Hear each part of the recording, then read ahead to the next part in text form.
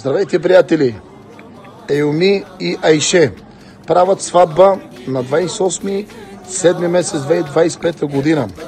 Ресторант Гоби в Пазари на Сейхан и Туркян на техни деца. Заповядайте си направим едно страхотно шоу. Аз, Алекс, иконата ви очаквам на 28 2025 7 месец. Да си направим едно страхотно шоу. Ресторант Гоби. Чао от мене.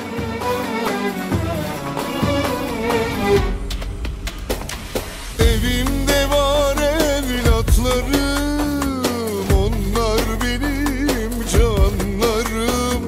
Yanımda, canımda, kanımda, yavrularım her zaman aklımda.